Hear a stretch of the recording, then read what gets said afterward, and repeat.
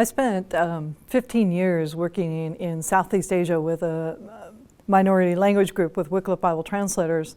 And like most missionaries go out to the field, I was well trained in anthropology and linguistics and Bible translation. But nothing prepared me to understand the world in which the Tagal lived. You see, I, like many Westerners, grew up understanding the physical world and our religious world, but I didn't understand the world that the Tagal would face and faced since their very beginning. One of my first instances is I was out language learning, and so I was out with a friend in a field, and we were helping her weed her field in preparation for planting, and we were taking a break, and she went off to a friend's field and came back running breathless and saying, "My friend just saw a demon in her field." And I remember turning to my colleague and going, "What do we do?" We had no idea the reality of this demon for the Tagal. I think we said something like, "Well, we'll pray for you," but we left kind of feeling hopeless and helpless in that situation. Little did I know when I began working with this group that they were known for two things around the state: hospitality and poisoning. But I also learned that they lived in this reality of the spirit world and were also known throughout the state for having very powerful magic. Not the kind of illusions we think of, but the idea of using words and objects to manipulate the spirit world to do what you want.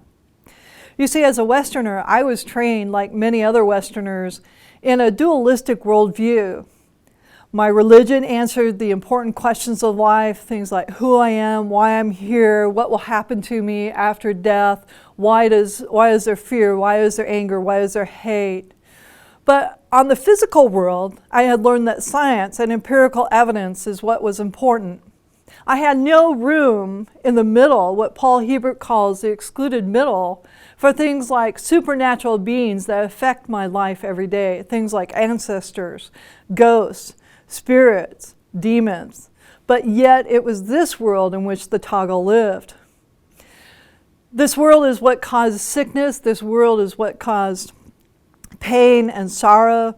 This world is what caused natural disasters. For the Tagal, they would not ask the question what happened or why it happened, but they asked the question of who caused it, whether it was a curse from a neighboring person, or whether it was poison, or whether it was a supernatural being, a demon who had caused a son or daughter to drown, or caused misfortune or a house to burn down.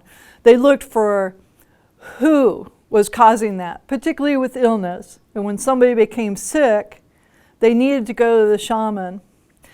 But when Christianity came in with its dualistic worldview, many times they answered questions about what is true, but didn't answer the question, who will protect me from the spirits? This is the question that the Tagals were answering, trying to ask of the Christianity.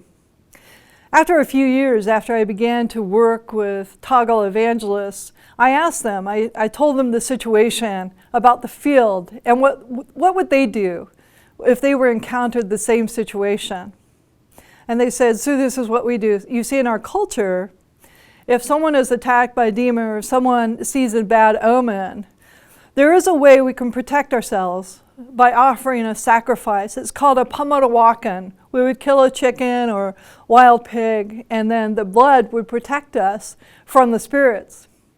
You see, when we go to the field, we know that we believe in the greatest pamarawakan. We believe in Jesus. And so we would go to the field and say to them, "You believe in Jesus. Jesus is the greatest pamarawakan, and it's his blood that will protect you from the spirits. Go plant your field." The Tagals understood the reality and the power of Jesus, and they understood the power of the Spirit, the Holy Spirit, to empower their lives and to work through them. They understood that they no longer had to fear the spirit world because Jesus was in their life and Jesus protected them. And so for their question was answered, who will protect us from the spirits? It's Jesus.